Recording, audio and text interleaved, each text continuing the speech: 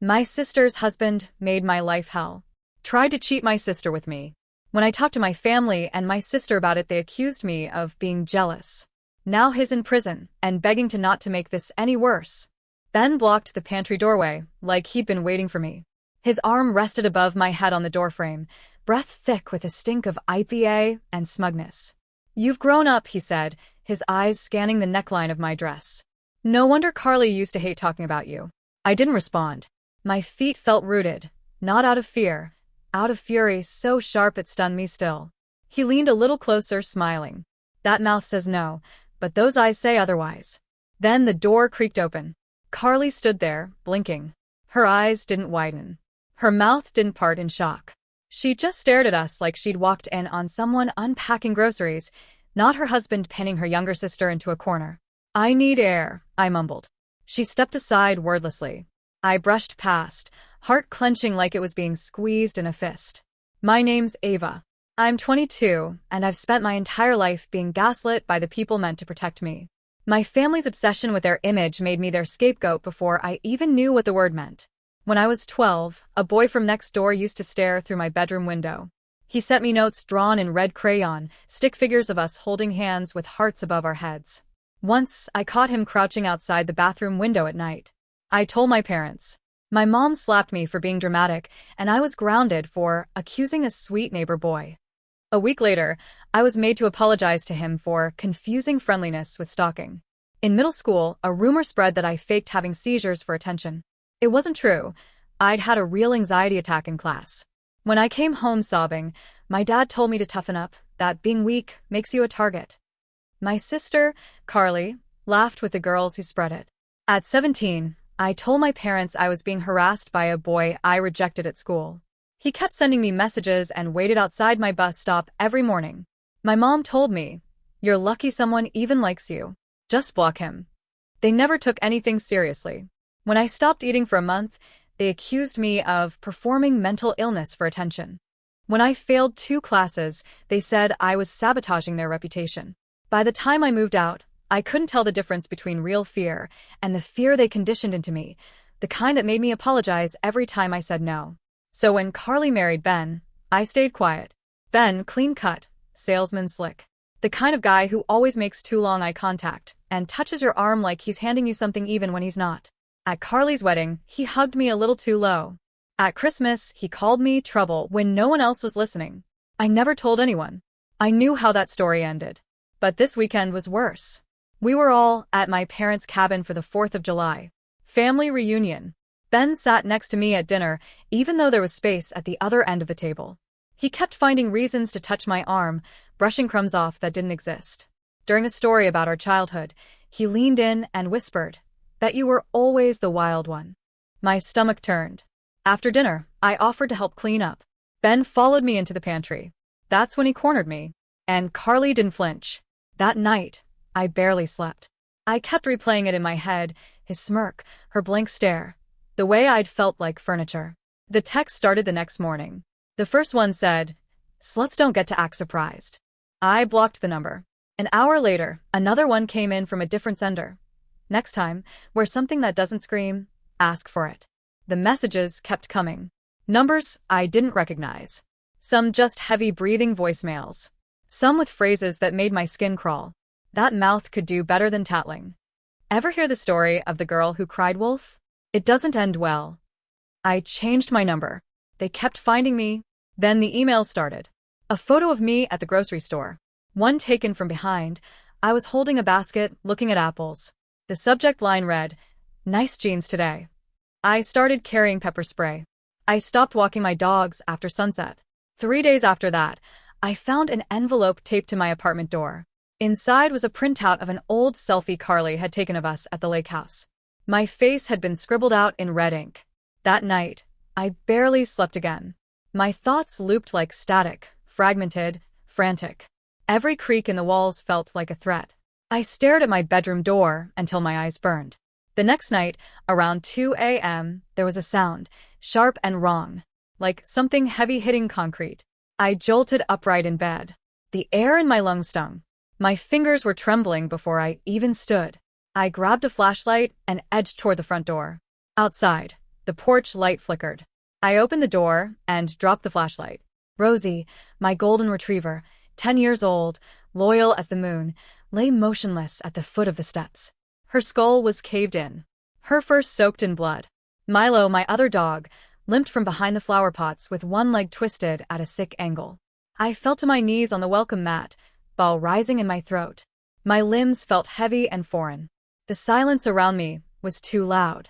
I dragged Milo inside, locked every bolt, sat on the kitchen floor with my arms around his shaking body until the sun came up.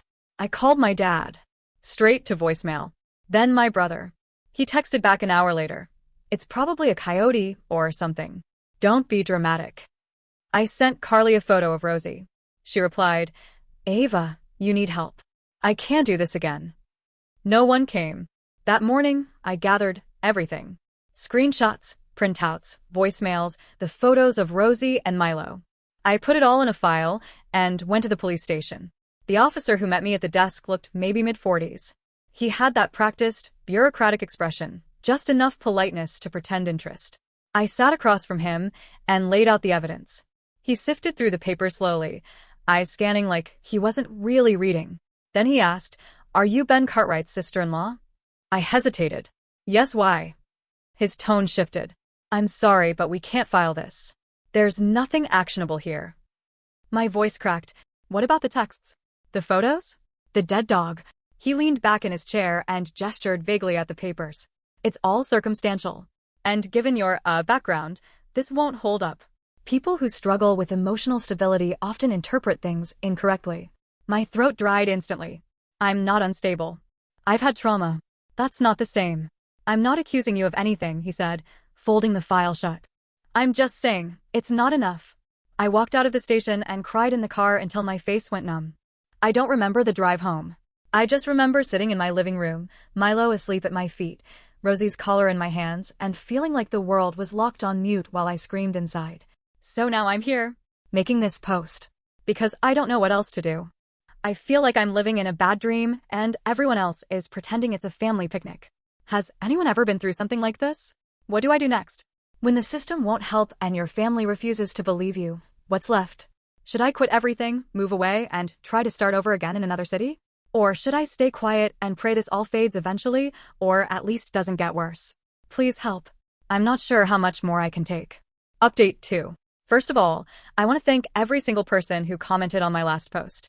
It's hard to explain how much it meant to me, your stories, your advice, even just the way some of you said I see you. It gave me courage I didn't think I had.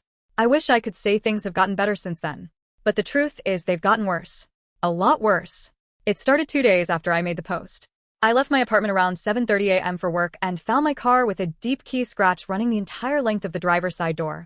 Someone had also jammed what looked like a nail into my front left tire. I had to get it towed and missed a whole day of work. At first, I thought it was random vandalism. But the next morning, my rearview mirror was shattered. The day after that, the back windshield had something scrawled into the dirt. Liar. I stopped parking outside after that. But even walking didn't feel safe. Every time I left the apartment, whether for work or just groceries, I felt it. That prickling sensation on the back of my neck. That crawling awareness you get when someone's staring. It wasn't constant. It wasn't every time. But it was enough. I started changing my routes. Taking detours. Pausing suddenly to see if someone would bump into me. One afternoon, outside a corner store, I dropped a receipt and bent down to grab it, and I swear someone stepped into my shadow behind me. When I stood back up, they were gone. I told myself I was being paranoid again, that I was overreading things like always. But then last Thursday, I went out for groceries. It was late, around 10:15 p.m., and the streets were emptier than usual. No wind, no voices, just that eerie, too perfect stillness. Halfway down the block, I heard footsteps behind me. Not quick, not close, just matching mine. I glanced back. No one. I kept walking, but the footsteps kept pace. At first I thought maybe it was just someone else heading the same way. It happens. But then they started closing in, not with rhythm but with intent. Not walking anymore. Running. I turned the corner and sprinted, my chest tightening like a clamp had locked around it. The bags thudded against my legs as I ran, and my keys fumbled for my grip just as I reached my front door. I grabbed them off the ground with a scraped palm, jammed them into the lock, and slammed the door shut behind me with a metallic bang. I collapsed against the inside wall. My pulse was pounding so hard it made my ears ring. I ran upstairs, grabbed a blanket, curled under it on the floor like I used to do when I was little. I sat there for minutes that felt like hours, shaking so hard the blanket rattled like paper against my knees. Then the front door boomed. A knock, no, a slam. Again, and again. 3 times. Loud enough to rattle the hinges. I scrambled to my feet and pulled up the live feed from my security camera, the one facing the porch. Someone was there. Taller than average. Shoulders hunched. Wearing a dark hoodie, hood up. His hand slammed flat against the door, again and again, like he was about to break it down. But the light from the porch caught his chin for a split second. And in that moment, my breath froze completely. It looked like Ben. Not exactly. The image wasn't clear. The hood cast a shadow over most of his face. But the posture, the build, the way his left arm hung slightly lower like it always did after he injured it snowboarding, I swear on everything I have it looked like him.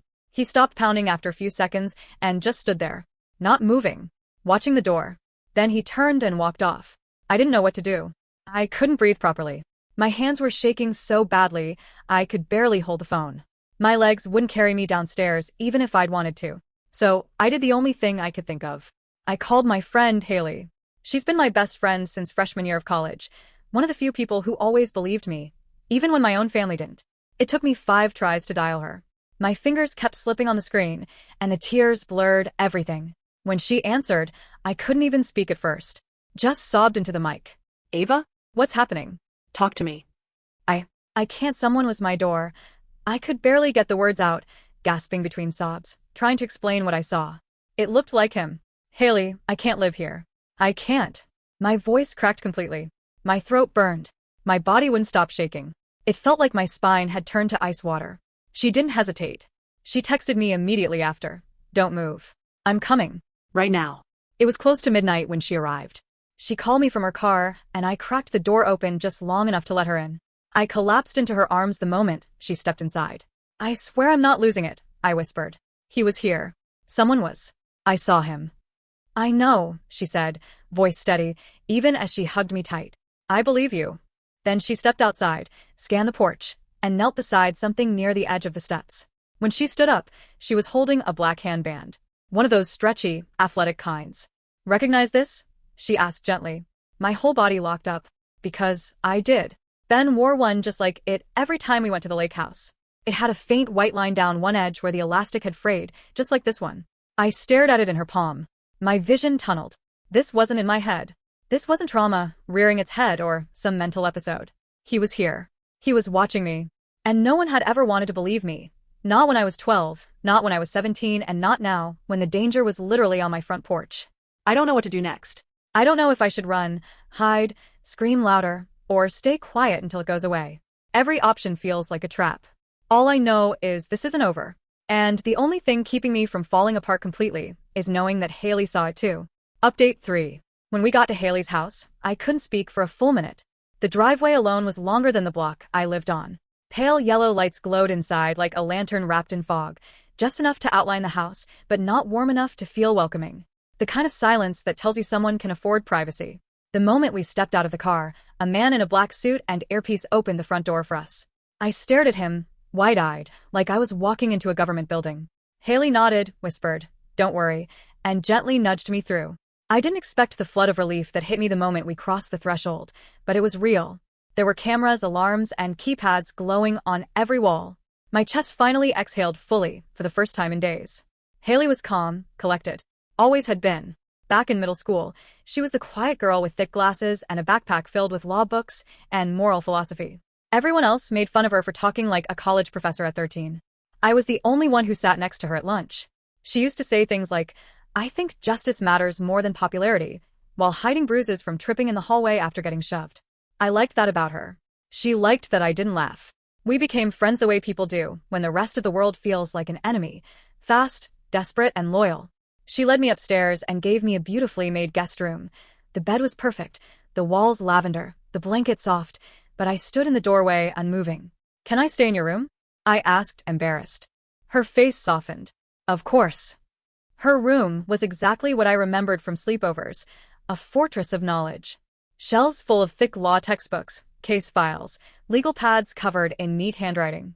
I curled up on the floor with a blanket while she changed into an oversized shirt. The room smelled like mint and old paper. I felt safer there than I had in weeks. We started talking. I wasn't planning to say much, just the basics, but when she sat beside me and asked, "What happened after I dropped you off?" something inside me cracked open. I started crying before I could even form a full sentence.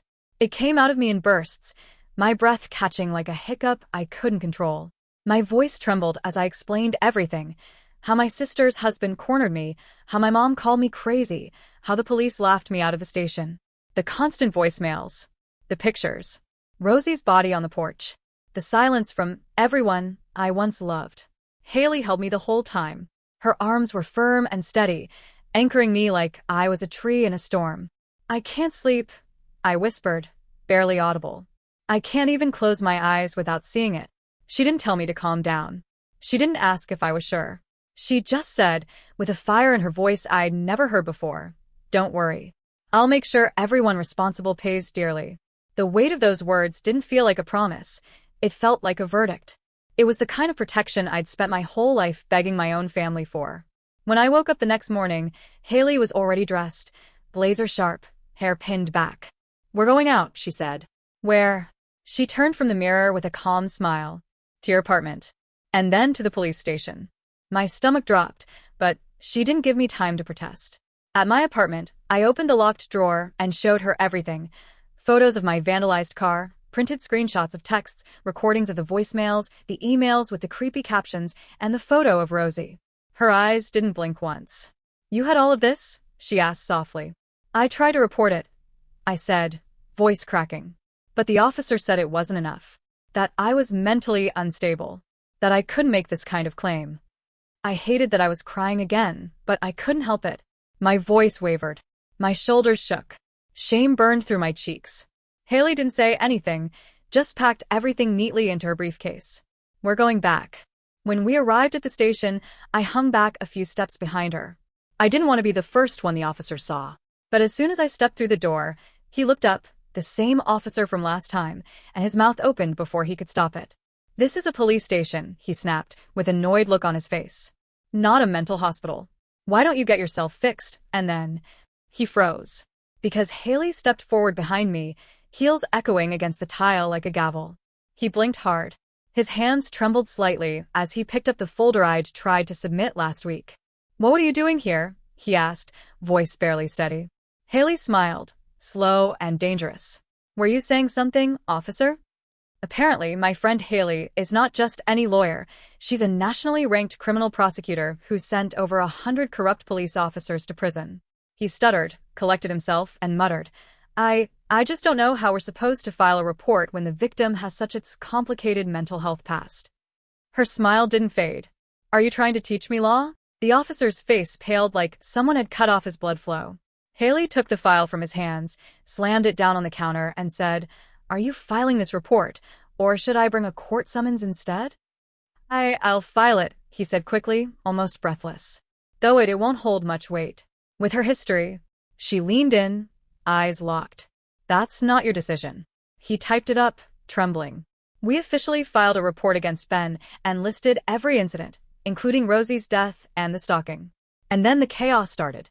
Within days, my phone lit up constantly, calls, texts, voicemails from my mother, my father, my sister. "What are you doing? Why would you ruin his life like this? He's family, Ava. You don't do this to family. You're just jealous of your sister." "This is one of your episodes again, isn't it?" When I didn't respond, they got nastier. "You better fix this before it ruins all of us." One night, while the investigation was underway, an officer from another precinct came to question me. "Routine follow-up," he said.